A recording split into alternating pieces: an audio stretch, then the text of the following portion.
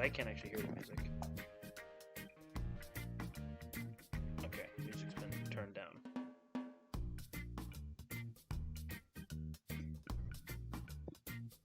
Is that better? Can you hear me better? Okay, cool. Where did Tori go? Tori was just here. Where did Tori go?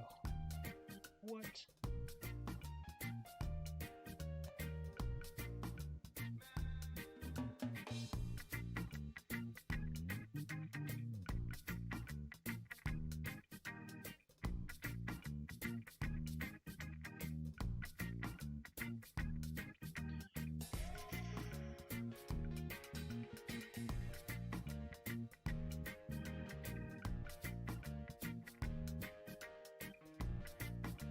You like the setup? Thank you.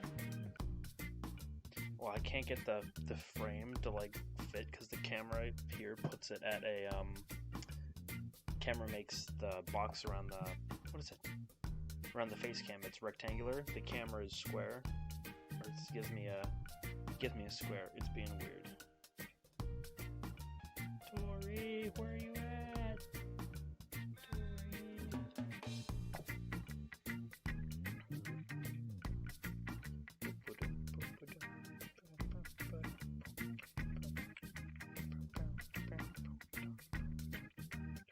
That's not how the song goes.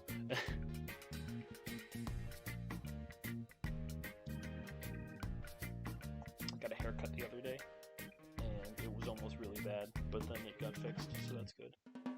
It was almost like the what was it? It was almost like one of those like just looked like a hat. It looked like I just had a hat of hair on my head. So it was really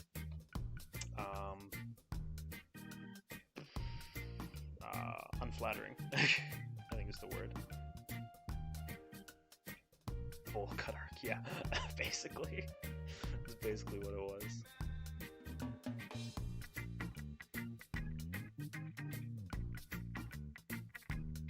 I'm gonna try and transition the music for stream here. So I think I can just like, I'm not Will Byers. I think I can just fade that out and then. Oh, I gotta figure out how this works. Oop. Starting music, order, alert box, followable, chat box, stick mic, webcam, background. Gotta add one? Are you serious? This might be weird for a second. Actually, I'm gonna switch this to this real quick.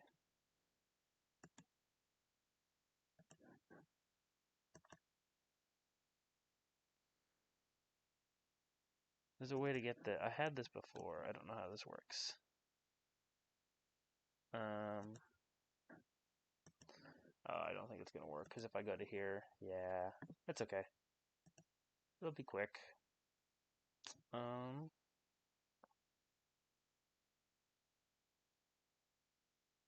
Is this what I want? Yeah. I think this is what I want. Add.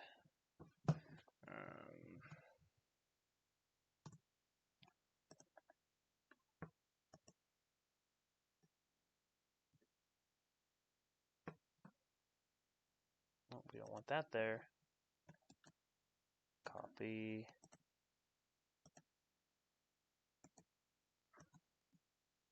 Can I not just paste this into here? Oh, I can.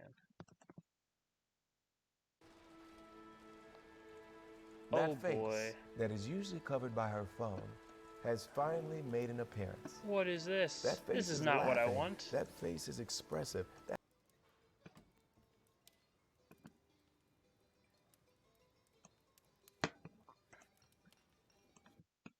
This is all sorts of scuffed. Yo, free advertising.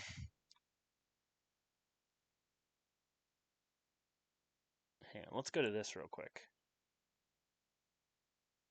That's what it was. Okay. Back to this. Man, this is all sorts of scuffed. We love to see it.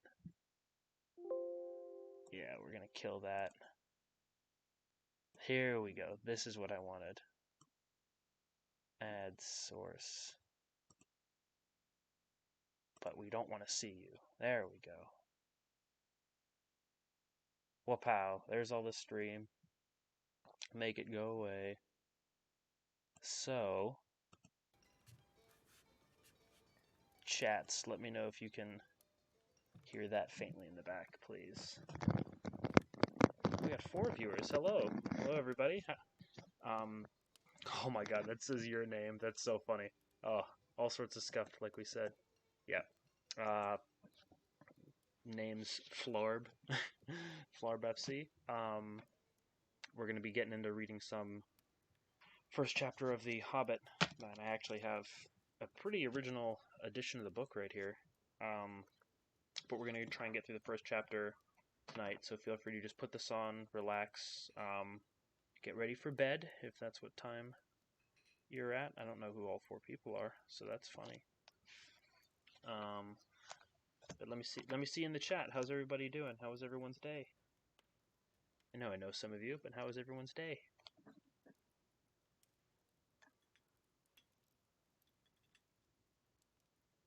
Welcome, viewers. New. I wonder, can I see? I can see users in chat. No, I can't. Oof, I just bumped my mic.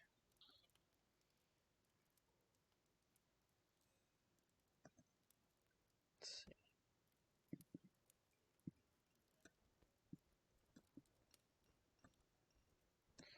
Meg, can you hear like a little ambience in the background? Let me know if you can.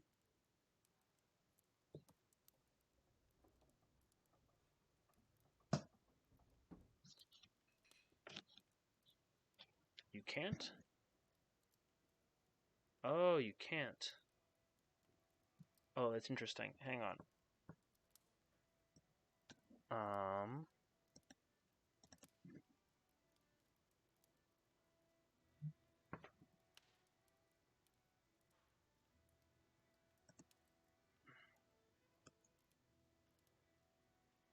Give me a second. I'm so sorry. I had a thing I wanted to do, but I don't know how to stream.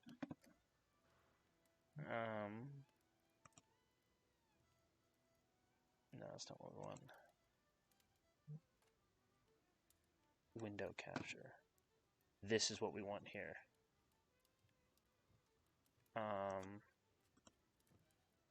Yes. No,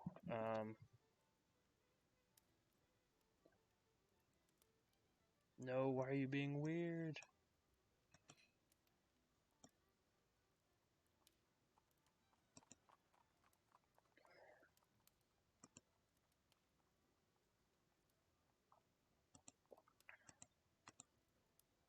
It's being super weird. So hang on, if I do this, and then... You still can't hear it, can you? If I crank this. Oh, now you can hear it. It's just super faint, wasn't it? Let me know if you can hear the background. Thank you, Dredsky. I don't know who you are, but thank you. Welcome to the stream. Sorry, I'm trying to figure everything out, and it's being very weird. I haven't really streamed before. But yeah, I hope your day was well. Okay, you can hear it now? That's awesome. That's what we want. Okay, so we're going to start.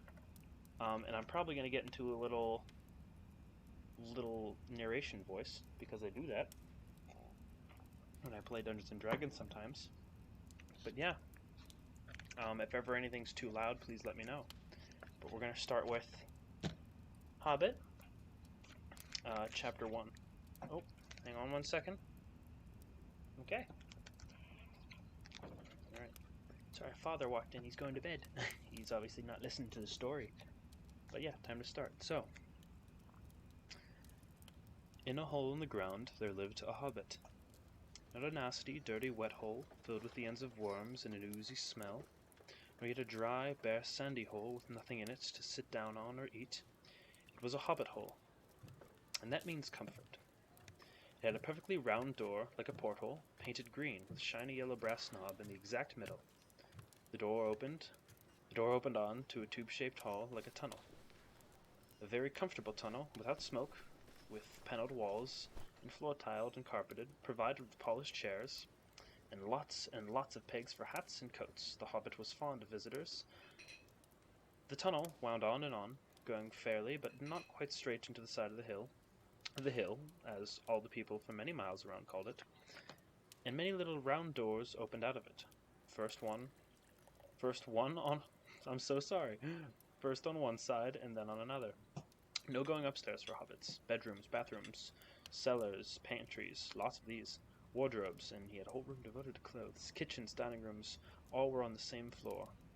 And on the left-hand side going in, for there were only I'm so sorry. I've never done this before. I'm very nervous. The best rooms were all on the left-hand side going in. Deep set round windows looking over his garden, and meadows beyond sloping down to the river. This hobbit was a very well-to-do hobbit, and his name was Baggins. The Bagginses had lived in the neighborhood of the hill for time out of mind, and people considered them very respectable, not only because most of them were rich, but also because they never had any adventures or did anything unexpected. You could tell what a Baggins would say on any question without the bother of asking him. This is the story of how a Baggins had an adventure and found himself doing and saying things altogether unexpected. He may have lost the neighbor's respect, but he gained... Well, you'll see whether he gained anything in the end. The mother of our particular hobbit... What is a hobbit? I suppose hobbits need some description nowadays, since they have been rare and shy of the big people, as they call us. They are, or were, little people, about half our height and smaller than the bearded dwarves. Hobbits have no beards. There's little or no magic about them, except the ordinary everyday sort which helps them to disappear quietly and quickly when large stupid folk like you and me come blundering along, making a noise like elephants, which they can hear from a mile off. They are inclined to be fat in the stomach. They dress in bright colors, chiefly green and yellow. They wear no shoes, because their feet grow naturally leather soles, and thick, warm brown hair, like the stuff on their heads, which is always curly. They have long, clever brown fingers, good-natured faces, and laugh a deep, fruity laugh, especially after dinner, which they have twice a day when they can get it. Now you know enough to go on with. As I was saying, the mother of this hobbit, of Bilbo Baggins, that is, was the fabulous Belladonna Took, one of the 3 remarkable daughters of the old Took, head of the hobbits, who lived across the water, the small river that ran at the foot of the hill. It was often said, in other families, that long ago one of the Took ancestors must have taken a fairy wife. That was, of course, absurd, but certainly there was still something not hobbit-like about them. And once in a while members of the Took clan would go and have adventures. They discreetly disappeared, and the family hushed it up. But the fact remained that the Tooks were not as respectable as the Bagginses, though they were undoubtedly richer. Not that Belladonna Took ever had any adventures after she became Mrs. Bungo Baggins. Bungo was Bilbo's father, but the most luxurious hobbit hole, and he built the most luxurious hobbit hole for her, and partly with her money. But he found, either under the hill or over the hill or across the water, and there they remained, to the end of their days. Still, it is probable that Bilbo, her only son, although He looked and behaved exactly like a second edition of his solid and comfortable father. Got something a bit queer in his makeup from the Took side, something that only waited for a chance to come out. The chance never arrived until Bilbo Baggins was grown up, being about 50 years old or so, living in the beautiful Hobbit hole built by his father, which I have just described for you, until he had in fact apparently settled down immovably. By some curious chance one morning long ago, in the quiet of the world, when there was less noise and more green, and the hobbits were still numerous and prosperous, and Bilbo Baggins was standing at his door after breakfast, smoking an enormous, long wooden pipe that reached nearly down to his woolly toes, neatly brushed, Gandalf came by. Gandalf. If you had heard of only a quarter what I have heard about him, and I have only heard very little of all there is to hear, you would be prepared for any sort of remarkable tale. Tales and adventures sputtered up all over the place whither he went, in the most extraordinary fashion. He had not been down that way under the hill for ages and ages, not since his friend the old Took died. In fact, and the hobbits had almost forgotten what he looked like. He had been away over the hill and across the water on business of his own since they were all small hobbit boys and hobbit girls. All the unsuspecting Bilbo saw that morning was an old man with a staff. He had a tall pointed blue hat, a long grey cloak, a silver scarf, over which white beard hung down below his waist, and immense black boots. "Good morning," said Bilbo, and he meant it.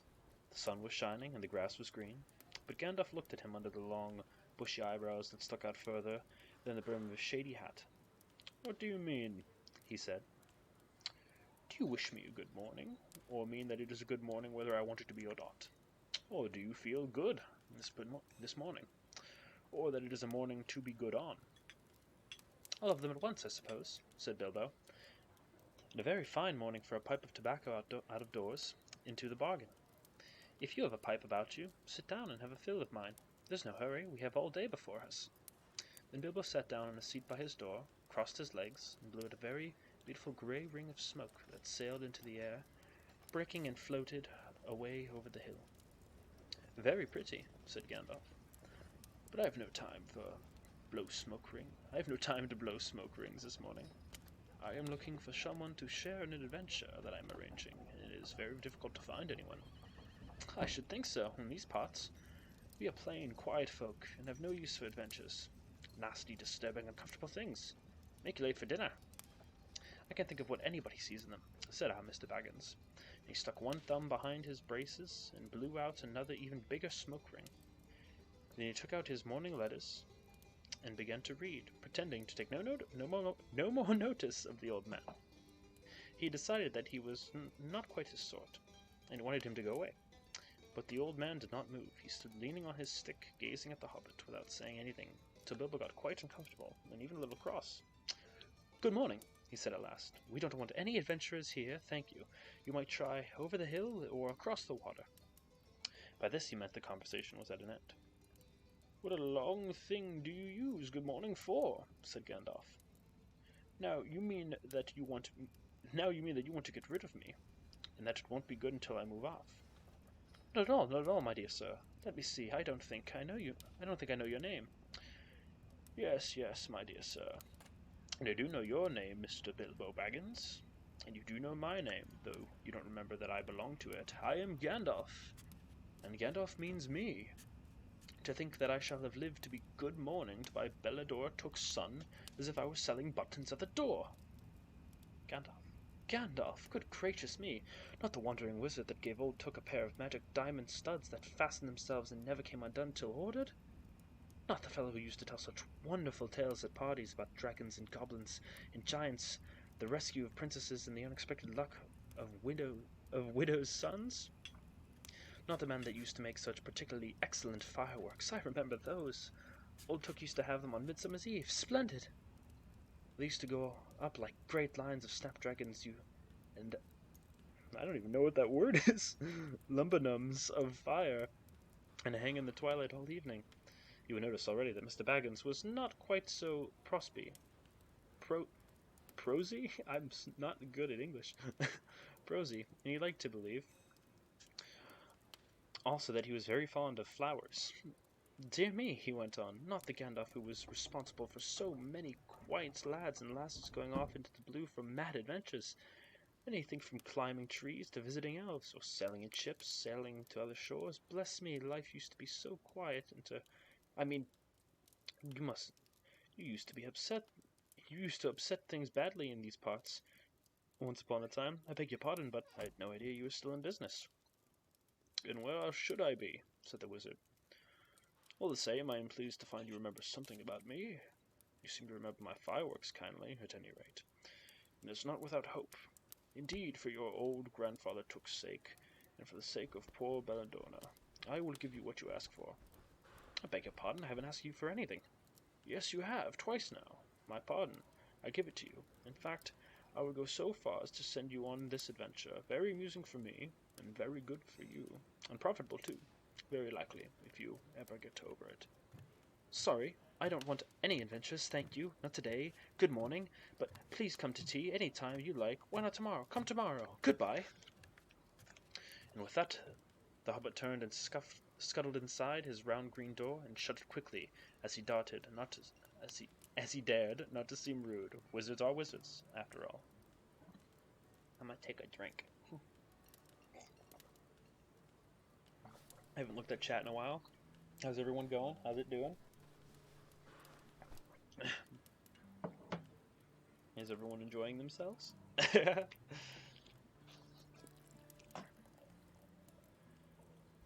Quagwa break.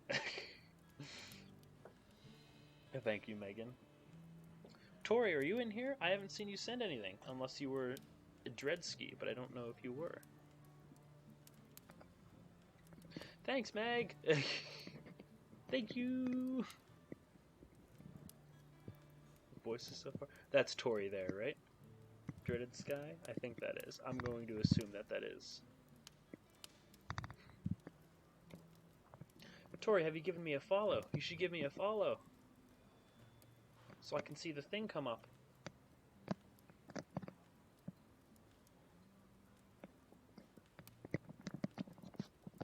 It's warm water.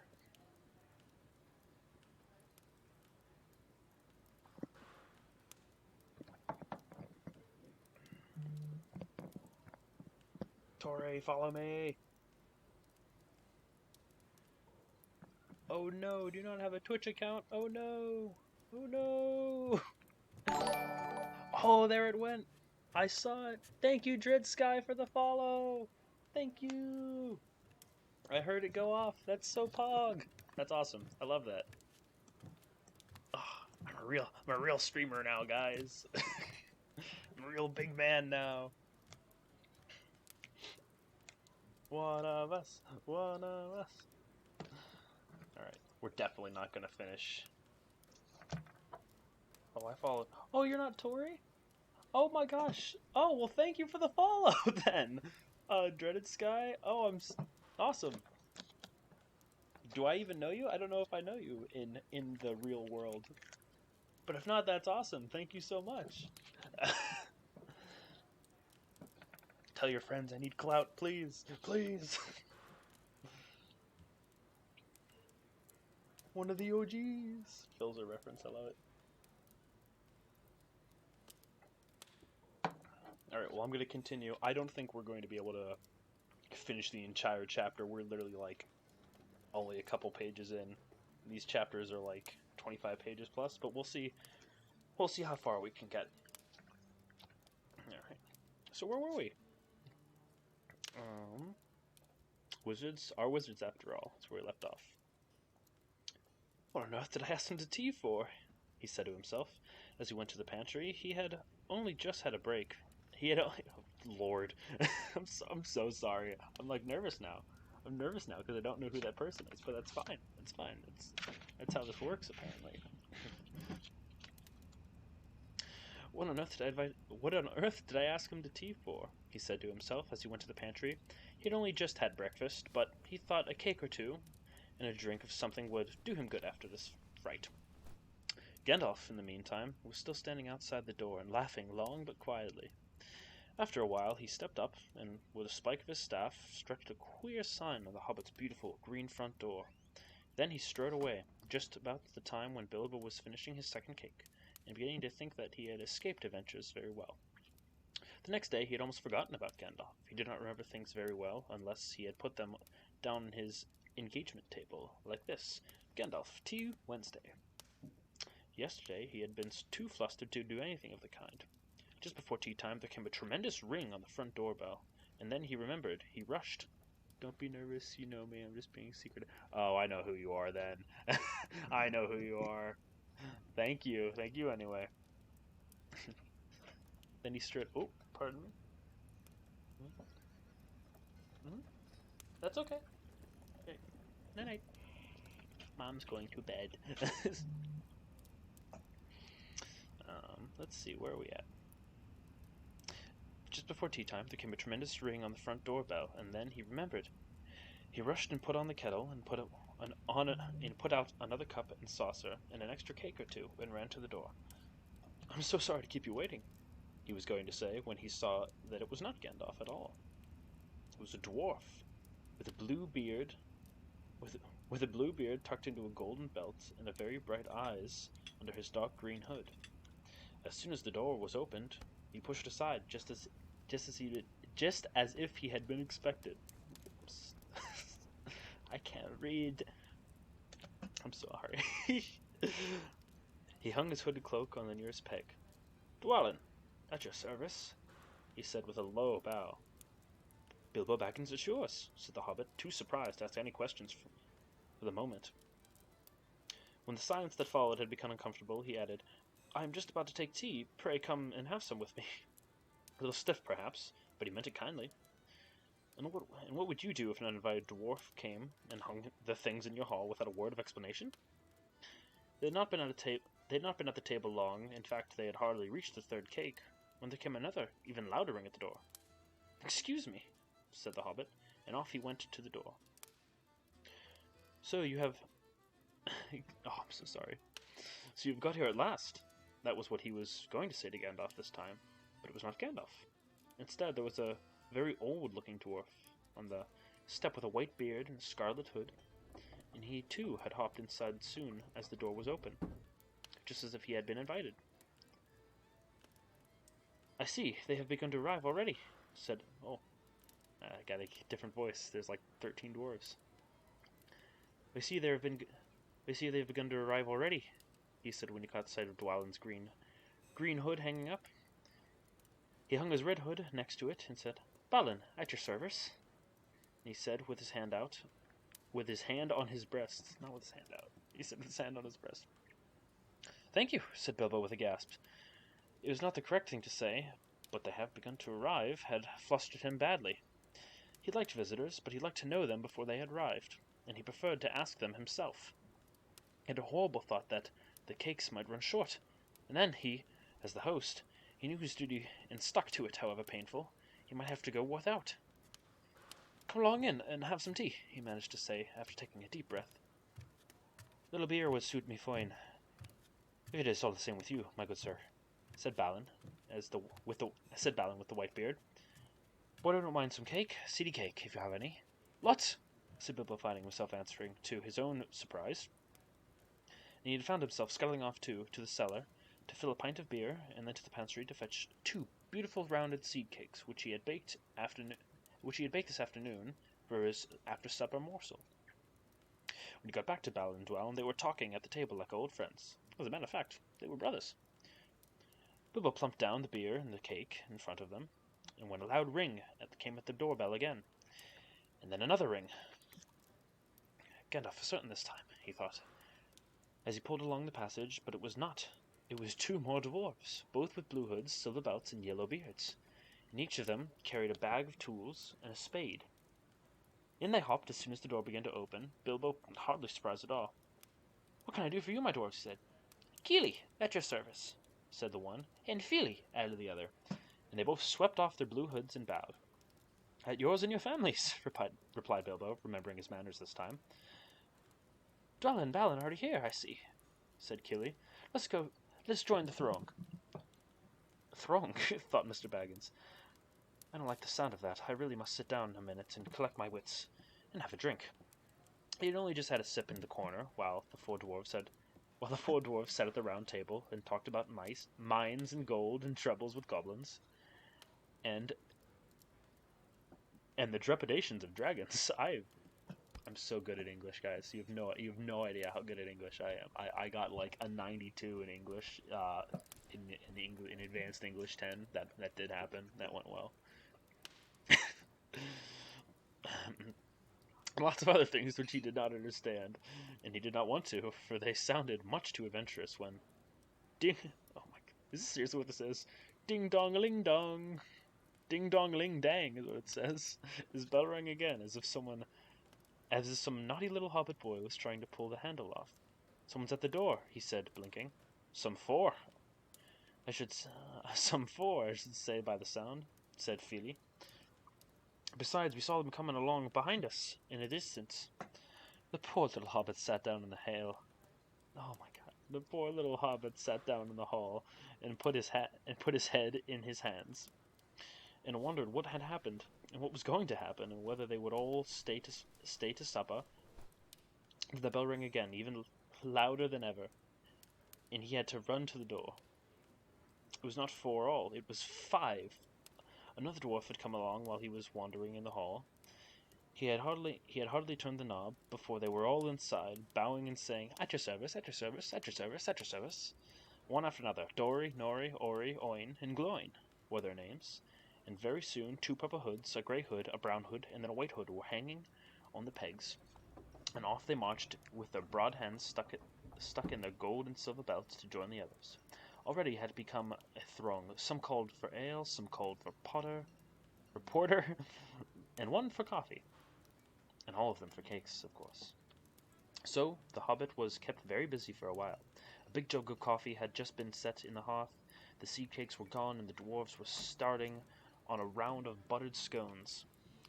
When there came a loud knock, not a ring, but hard rat-tat on the hobbit's beautiful green door. Somebody was banging with a stick! Bilbo rushed along the passage very angry, and although bewildered and bewildered, this was the most awkward Wednesday he had ever remarked. He pulled open the door with a jerk, and they all fell in, one on top of the other. More dwarves, 4 more! And there was Gandalf behind, leaning on his staff and laughing. He had made quite a dent in the beautiful door. He also, by the way, knocked out the secret mark that he had put the morning before. "Carefully, carefully," he said. "It's not like you, Bilbo, to keep friends waiting on the mat." And then opened the door like a pop gun. Let me introduce Bifur, Bofur, Bombur, and especially Thorin. "At your service," said Bifur, Bofur, and Bombur, standing in a row. Then they hung up 2 yellow hoods and a pale green one, and also a sky blue one with long silver tassel. This last belonged to Thorin, an enormously important dwarf. In fact, no one other than the great Thorin Oakenshield himself, who was not at all pleased of falling flat on Bilbo's mat with Bifur, Bofur, and Bombur on top of him. For one thing, Bombur was immensely fat and heavy. Thorin indeed was very hearty, and said nothing about service, but poor Mr. Baggins said he was so sorry so many times that at last he grunted, "Pray don't mention it," and stopped frowning. And that's not what it said. "Pray don't mention it," and stopped frowning.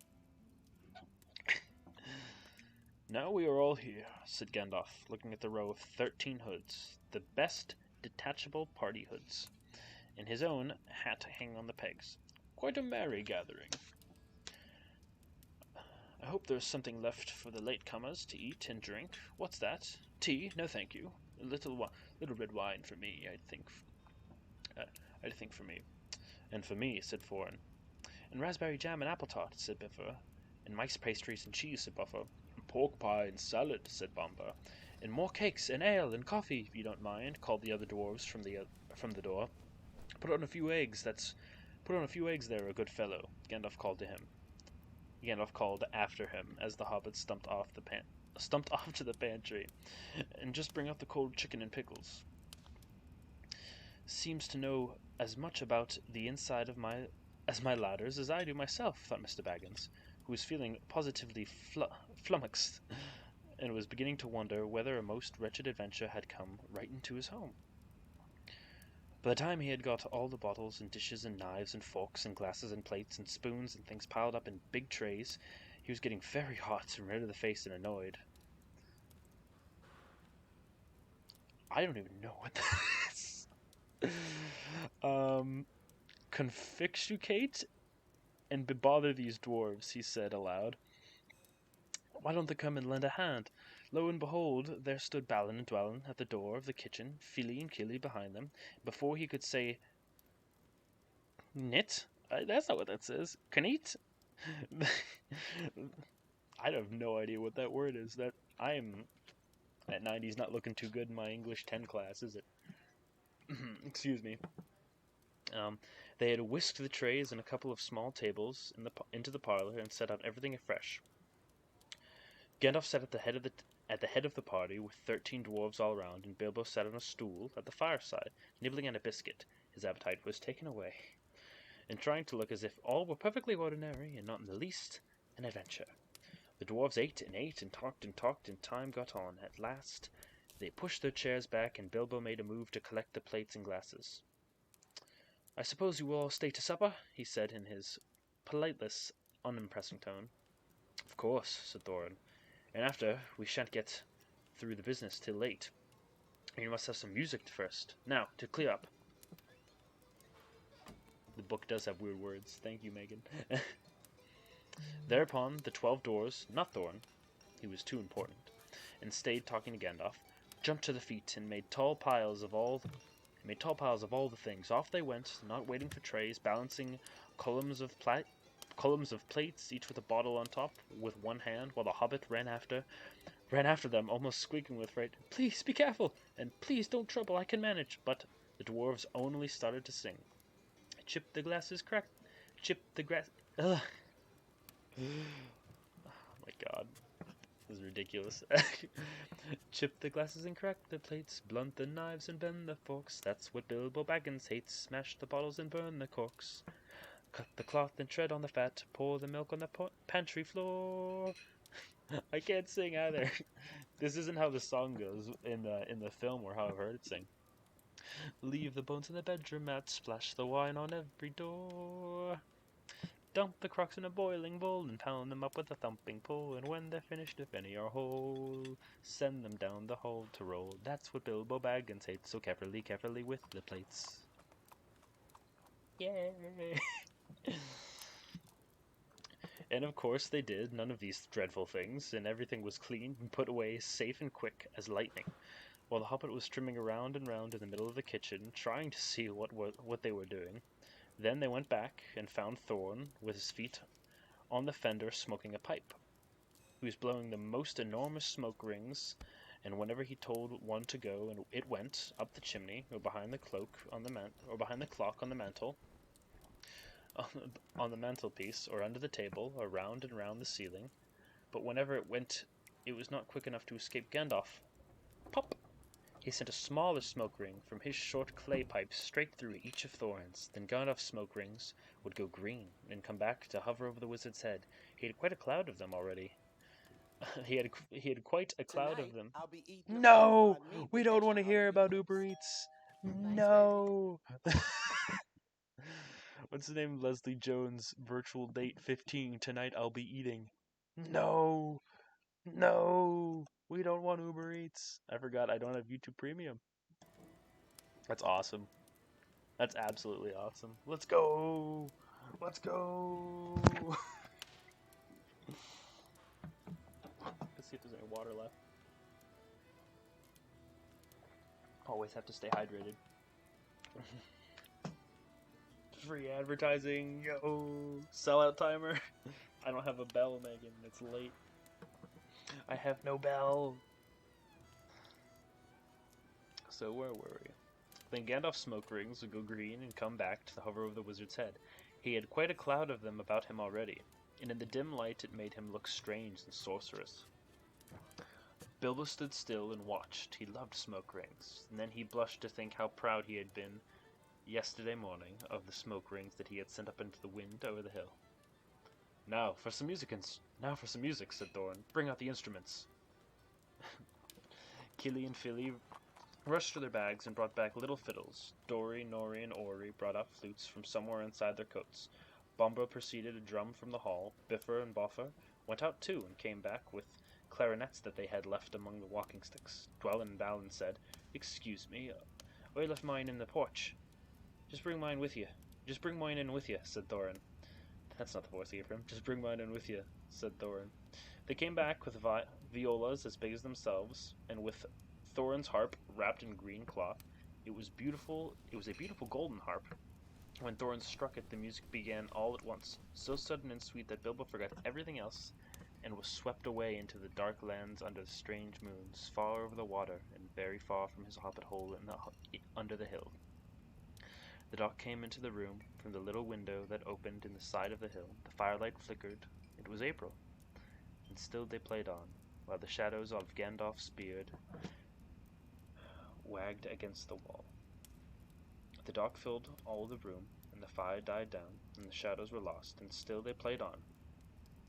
And suddenly, first one and then another began to sing as they played, deep-throated singing of the dwarves and the deep places of their ancient home. And this is like a fragment of their song, if it can be like their song without their music. And then it's a page of song lyric that I don't feel like singing.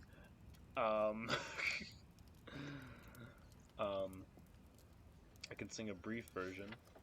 I don't know if I should, though. The two people in my chat. What do you think? Claire followed me, Pog.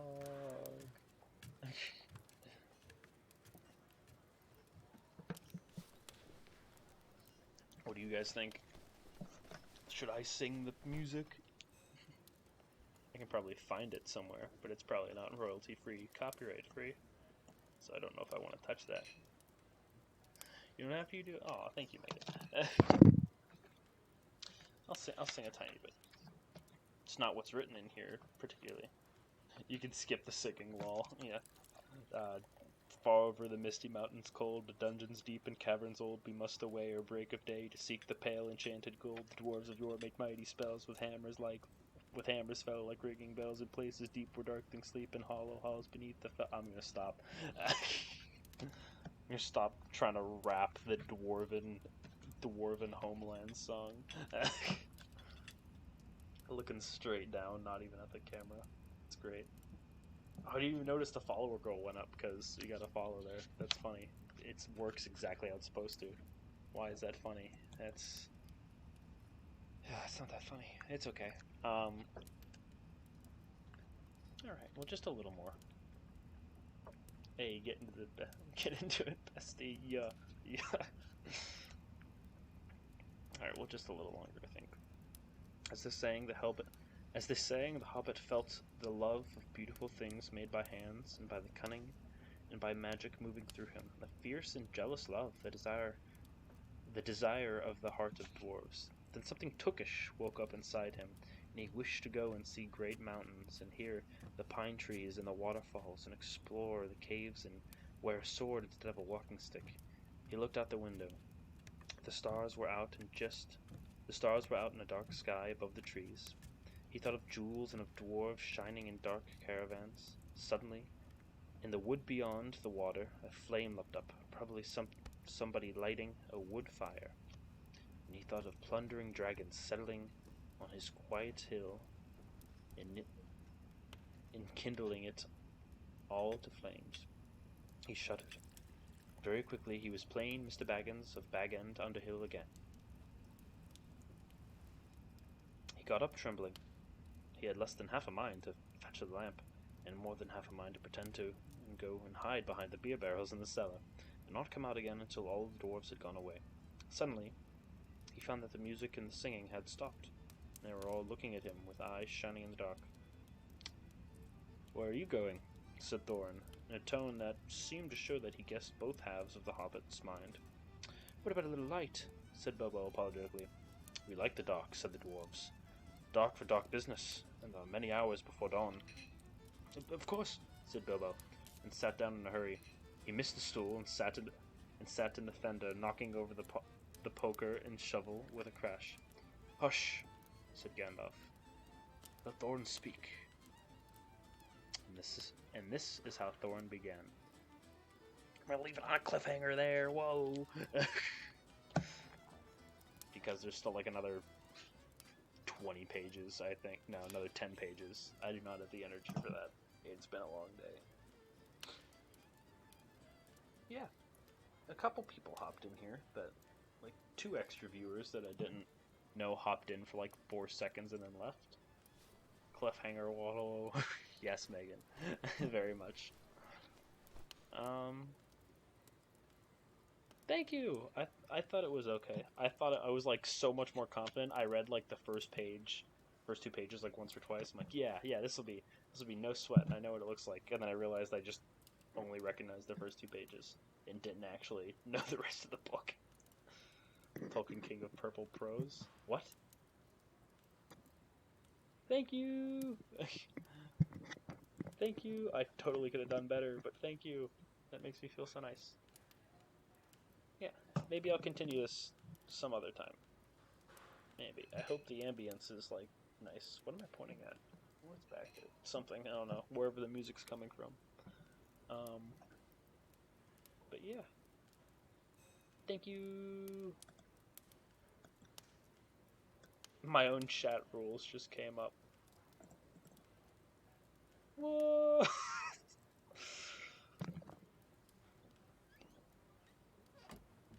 Awesome. Is Tori here? You said you didn't think she had a Twitch chat. Is Tori here? I cannot tell.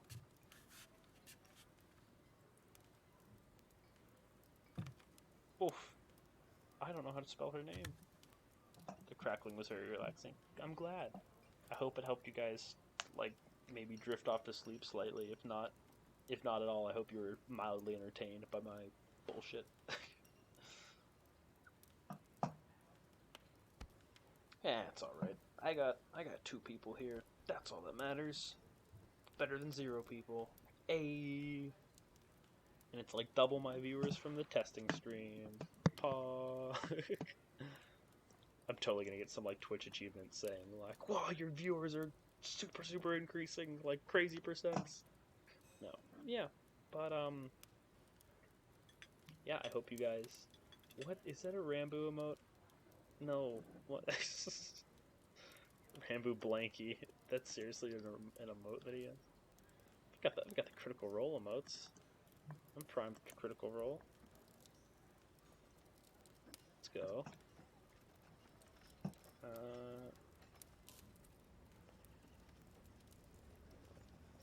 Yeah. Almost an hour-long stream. That's fine. First 10 minutes were like absolutely nothing and me just figuring it out. But yeah. I don't even think I'm able to be like subscribed to. Oh, someone's here. I think Tori might have just jumped in for the tail end of it. The person thing says 4. If you're not Tori, hi, welcome to the stream. But I'm sorry, I'm gonna end it real soon, because it's late here. You can probably see the VOD of it afterward. Just skip to like 10 minutes in, and the reading starts. But yeah, I hope you guys enjoyed the bedtime story. Maybe I'll do one a little bit later. That could be fun. Hello, camera. I'm not looking at the camera. I'm like looking at the screens, and it's like, whoa, camera's up there. You guys, that's you. But yeah, I hope everyone has a. I get timed out every 15 minutes, but I'm here. Oh, okay. Yes, hello, VOD viewers. Ah, yes, all of the VOD viewers. Oh, so many VOD viewers. The hundreds of them. I like how Dread Sky is orange on my Streamlabs, but they're just still green in the actual Twitch chat.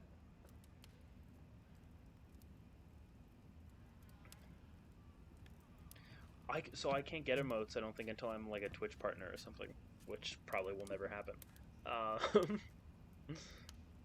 Yeah, custom emotes like in like the not the bits, but the channel points. That's all like some super exclusive whatever. But yeah, I hope you guys enjoyed, and I'm gonna leave because I'm sleepy. Yeah, remember to drink water. last thing Brian Foster says, then remember, creepy ain't a crime. Good night.